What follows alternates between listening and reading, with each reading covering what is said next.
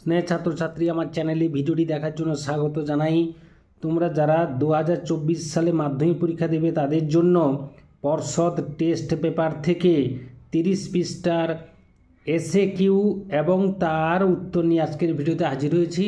আশা করি ভিডিওটি শুরু থেকে শেষ পর্যন্ত মনোযোগ সহকারে দেখবে, তাতে অনেক উপকৃত হবে। তো চলে আবার শুরু করা যাক। প্রথমেই রয়েছে এমসিকিউগুলো তোমরা একটু দেখে নাও, তারপরে আমরা সরাসরি চলে যাব এসএকিউতে।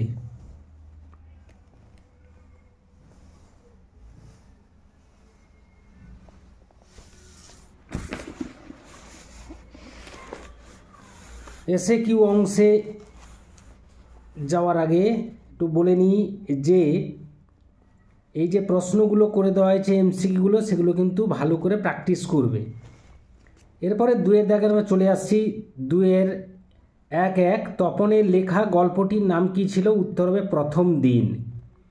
2-1 কোন কাজ হরিদার পছন্দ ছিল না?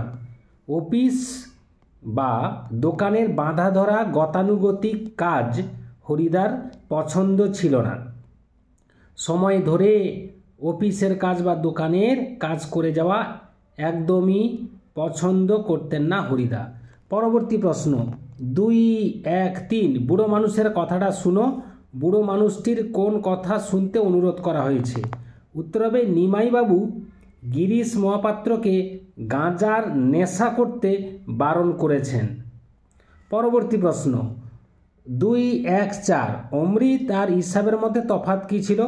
উত্তর হবে অমৃতের পরিবারে অমৃতের বাবা মা আর 3 ভাই ছিল বা আছে, আর হিসাবের রয়েছে কেবল তার বাবা।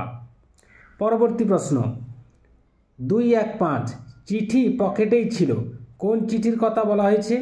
উত্তর হবে নদের চাঁদের স্ত্রীকে উদ্দেশ্য করে লেখা চিঠির কথা বলা হয়েছে। পরবর্তী প্রশ্ন 2-1 অস্ত্র ফেলো। কোথায় অস্ত্র রাখার কথা বলা হয়েছে? অস্ত্র ফেলো, অস্ত্র রাখো। কোথায় অস্ত্র রাখার কথা বলা হয়েছে? উত্তর হবে গানের 2টি পায়ে অস্ত্র রাখতে বলা হয়েছে। সংক্ষিপ্ত উত্তরগুলো করে দেওয়া হয়েছে। তোমরা কিন্তু লেখার সময় পূর্ণবাক্যে উত্তর অবশ্যই লিখবে। পরবর্তী প্রশ্ন 2-2 বিধি মোড়ে না করো নৈরাশ। বক্তা কোন বিষয়ে নিরাশ হতে চান না? উত্তর হবে অচৈতন্য পদ্মাবতী সহ 5 জনের চেতনা ফিরিয়ে আনার ক্ষেত্রে সমুদ্র কন্যা পদ্মা নিরাশ হতে চান না।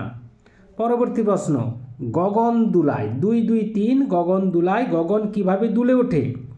রুদ্ররূপী শিবের কেশরাশির ঝাপটায় গগন দুলে ওঠে। পরবর্তী প্রশ্ন 2-4 এ অদ্ভুত বার্তা। অদ্ভুত বার্তাটি কি? উত্তর হবে বীরবাহুর মৃত্যু সংবাদের কথা এখানে বলা হয়েছে। পরবর্তী প্রশ্ন আয় আরও বেঁধে বেঁধে থাকি। বেঁধে বেঁধে থাকার উদ্দেশ্য কি? উত্তর হবে বিপদকে সম্মিলিতভাবে প্রতিহত করার শক্তি সংগ্রহ করাই হলো বেঁধে বেঁধে থাকার উদ্দেশ্য। পরবর্তী প্রশ্ন স্টাইলাস কি? উত্তর হবে স্টাইলাস হলো ব্রঞ্চের শলাকার পোশাকি নাম। পরবর্তী প্রশ্ন 2-3 এই রকম ভুল লেখা সাধারণ পাঠকের পক্ষে অনিষ্টকর। কোন ভুলের কথা প্রাবন্ধিক বলেছেন? উত্তর হবে জীবের বেঁচে থাকার জন্য প্রয়োজনীয় অক্সিজেন ও হাইড্রোজেন গ্যাস স্বাস্থ্যকর নয়, অথচ ওজোন গ্যাস স্বাস্থ্যকর। এই এরকম ভুল সাধারণ পাঠকের পক্ষে অনিষ্টকর বা ক্ষতিকর। পরবর্তী প্রশ্ন 2-3 কলম তাদের কাছে আজ অস্পৃশ্য। কলমের এই অস্পৃশ্যতার কারণ কি?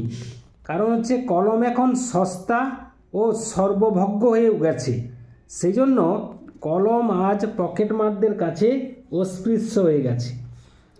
পরবর্তী প্রশ্ন 2-4 ছেলেবেলায় রাজশেখর বসু কার লেখা জ্যামিতি বই পড়তেন? উত্তর হবে ব্রহ্মমোহন মল্লিকের লেখা জ্যামিতি বই পড়তেন। এরপর আমরা ব্যাকরণগত প্রশ্নে চলে যাব। 2-4-1 সমধাতুজ কর্ম কাকে বলে? ক্রিয়াপদ এবং কর্মপদ একই ধাতু থেকে নিষ্পন্ন হলে সেই কর্মকে সমধাতুজ কর্ম বলে। উদাহরণ তোমরা দিয়ে দেবে, মেসি কি খেলাই না খেললো, তাহলে খেলাই নিচে দাগ দেবে। পরবর্তী প্রশ্ন, তির্যক বিভক্তি বলতে কি বোঝো? যেসব বিভক্তি একাধিক কারকে ব্যবহৃত হয় তাদের তির্যক বিভক্তি বলে, যেমন এ বিভক্তি। পরবর্তী প্রশ্ন, বিদায় এবে দেহ বিদুমুখী, নিম্ন রেখাঙ্কিত পদটির কারক ও বিভক্তি নির্ণয় করো। বিদুমুখী সম্বোধন বা ডাক বোঝাচ্ছে সেহেতু হবে সম্বোধন পদের শূন্য বিভক্তি। পরবর্তী প্রশ্ন, বহুব্রীহি শব্দটির ব্যাসবাক্য সহ সমাস নির্ণয় করো। উত্তর হবে বহুব্রীহি ব্র্যাকেটে ধান আছে যার। এটি হচ্ছে ব্যাসবাক্য, সমান হলে বহুব্রীহি শব্দটি আসে। বহুব্রীহি হচ্ছে সমাসবদ্ধ পদ, সমাসের নাম হচ্ছে বহুব্রীহি সমাস। পরবর্তী প্রশ্ন, আসত্তি কাকে বলে? বাক্যের মধ্যে পদগুলির যথাযথ সন্নিবেশকে আসত্তি বলে। পরবর্তী প্রশ্ন, নিত্য সমাসের উদাহরণ দাও। মন্বন্তর অন্নমনু নিত্য সমাস। মন্বন্তর হচ্ছে সমাসবদ্ধ পদ, অন্নমনু হচ্ছে ব্যাসবাক্য, সমাসের নাম হচ্ছে নিত্য সমাস। পরবর্তী প্রশ্ন, বাচ্য কি? বাক্যের বাচনভঙ্গি অনুযায়ী কর্তা কর্ম বা ক্রিয়াপদের প্রাধান্য নির্দেশ করে ক্রিয়াপদের রূপের পরিবর্তন হয়, তাকে বাচ্য বলে। পরবর্তী প্রশ্ন 2-4-8, আপনার তীর্থ ভ্রমণের জন্য এই টাকা আমি দিলাম, বাক্যটিকে কর্মবাচ্যে রূপান্তরিত করো। উত্তর হবে আপনার তীর্থ ভ্রমণের জন্য এই টাকা আমার দ্বারা দেওয়া হলো বা প্রদত্ত হলো। পরবর্তী প্রশ্ন, যে লোক আজন্ম ইজার পড়েছে তার পক্ষে ধুতি পরা অভ্যাস করা একটু শক্ত, সরল বাক্যে পরিবর্তন করো। উত্তর হবে আজন্ম ইজার পরিহিত লোকের পক্ষে হঠাৎ ধুতি পরা অভ্যাস করা একটু শক্ত। এর পরবর্তী প্রশ্ন 2-4-10, নিজের এই পাগলামিতে যেন আনন্দ উপভোগ করে, বাক্যটিকে নাবাচক বাক্যে রূপান্তরিত করো। উত্তর হবে নিজের এই পাগলামিতে যেন দুঃখ অনুভব করে না। এই ছিল আজকের ভিডিও। আশা করি ভিডিওটি ভালো লেগেছে। ভিডিওটি ভালো লাগলে অবশ্যই একটা লাইক করে দিও, শেয়ার করে দিও। চ্যানেল নতুন হয়ে থাকলে চ্যানেলটি অবশ্যই সাবস্ক্রাইব করে চ্যানেলের পাশে থাকো। ভিডিওটি এতক্ষণ ধরে দেখার জন্য ধন্যবাদ রইল। নেক্সট ভিডিওয় আবার তোমাদের সঙ্গে দেখা হচ্ছে।